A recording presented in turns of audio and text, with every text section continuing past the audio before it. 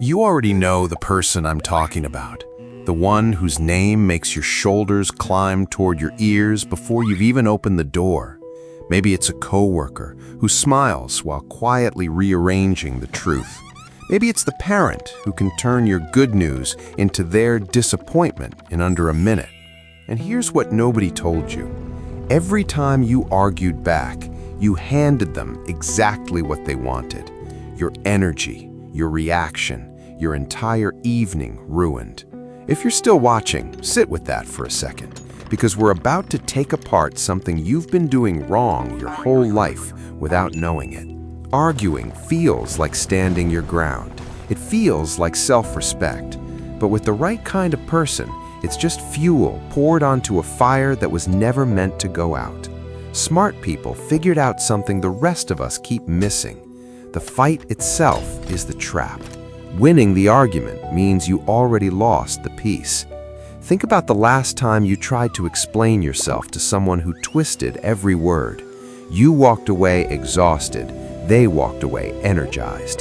That's the mechanism. Certain people don't want resolution. They feed on the friction. Your logic is a meal, and you keep setting the table. So the first thing intelligent people do is stop treating chaos like a debate. You can't reason someone out of a position they never reasoned themselves into.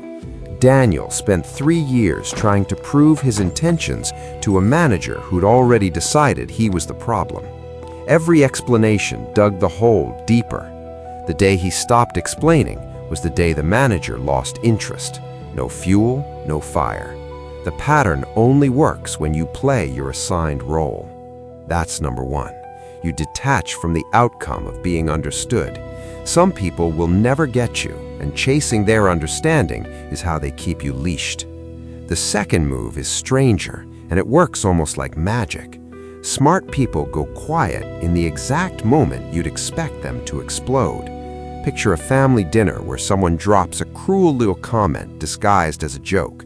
The whole table waits for your reaction. That pause is a weapon. When you don't flinch, when you just let the silence hang there, the comment curdles in the air. Suddenly, everyone hears how ugly it actually was.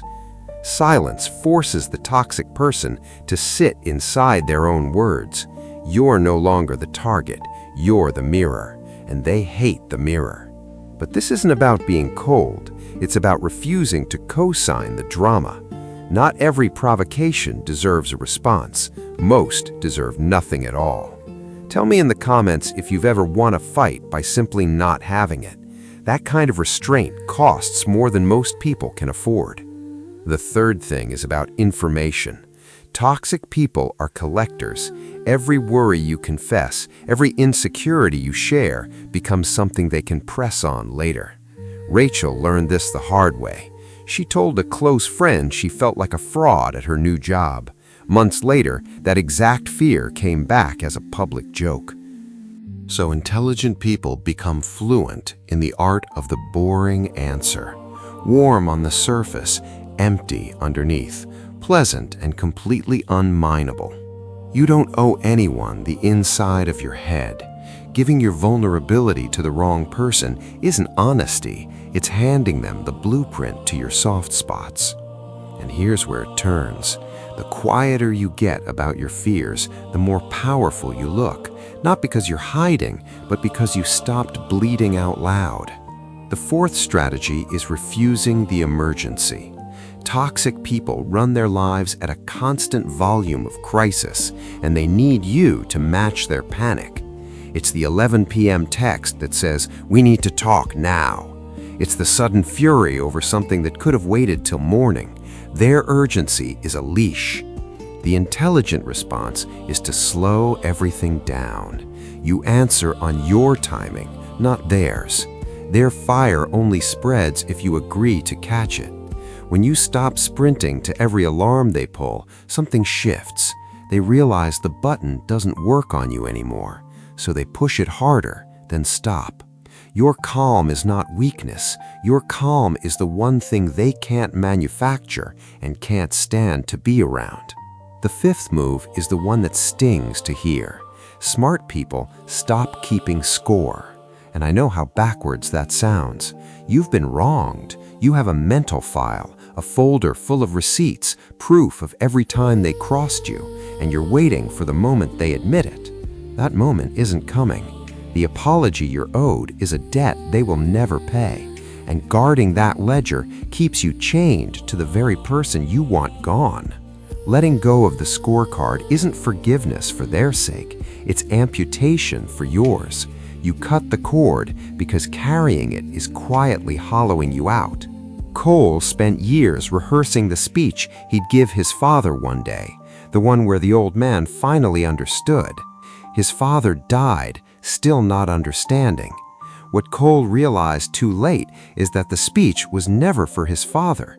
It was a fantasy that let him stay a wounded kid instead of becoming a free man. That's the sixth thing. Intelligent people stop auditioning for closure from people who will never grant it. They give it to themselves and move on. The seventh strategy looks almost rude until you understand it.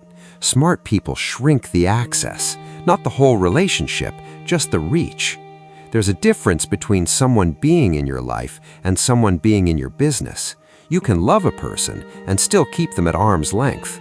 Think about the aunt who has to know everything, then relays it back to the family with her own spin. She's not a confidant, she's a broadcasting tower. So you keep the conversations shallow and the doors closed. You can be perfectly kind while giving someone almost nothing to work with. Boundaries don't have to be announced. The strongest ones are silent. You just quietly stop showing up where the poison lives. Now the eighth. And this one separates the wise from the merely clever. They stop trying to change the person and start accepting who they've shown you they are. You keep waiting for the good version to return, the charming one, the one from the beginning, and that hope is the exact thing keeping you in the cycle. Believe people the first time. When someone repeatedly shows you their capacity for cruelty, the cruelty is the truth, the apology is the mask. Skylar kept a mental highlight reel of her partner's best days, playing it whenever the bad days piled up. The reel was 3 years old. The present was rot. When you finally accept who someone is, the confusion stops. And confusion was the fog they used to keep you lost inside the maze. Say it out loud, even just to yourself, if you've been waiting years for someone to become who they'll never be. Naming it is where the exit starts. The ninth strategy is the quietest and the most final. Smart people learn to leave without the big goodbye. No speech, no confrontation, just distance. You don't always get the dramatic door slam. Sometimes freedom looks like slowly answering less, showing up less, until one day the connection just goes cold. Now go underneath all 9 of these, because the strategies are only the surface. The real question is why you kept engaging in the first place. Somewhere back there, you learned that love had to be earned by managing other people's moods, that peace in the house depended on your performance. If you grew up walking on eggshells, your nervous system got wired to treat someone else's anger as your responsibility. You've been apologizing for weather you didn't make. That's why the toxic person feels so familiar, not because they're good for you, but because the chaos matches the frequency you were tuned to as a kid. You confuse intensity with intimacy. You mistake the adrenaline of managing a difficult person for the feeling of being needed, and need feels a lot like love when you're starved. This is the part that hurts most. You weren't drawn to these people by accident. Some part of you was trying to finally win a game you lost in childhood. Every argument with the toxic boss was a rerun of the parent who never listened. Every fight to be understood was a bid for the approval you never got.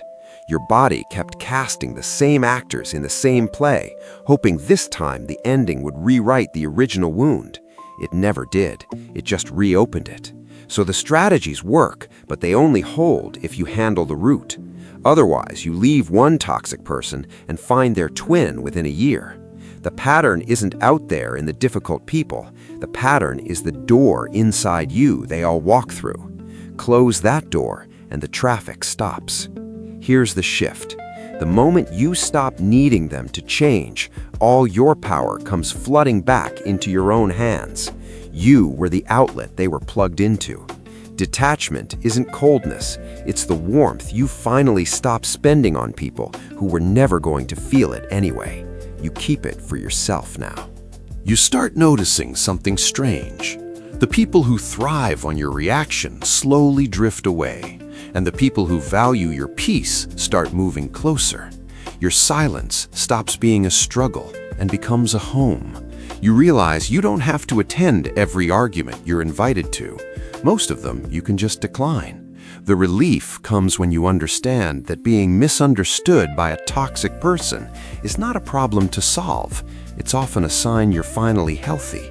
You stop performing sanity for people committed to your chaos.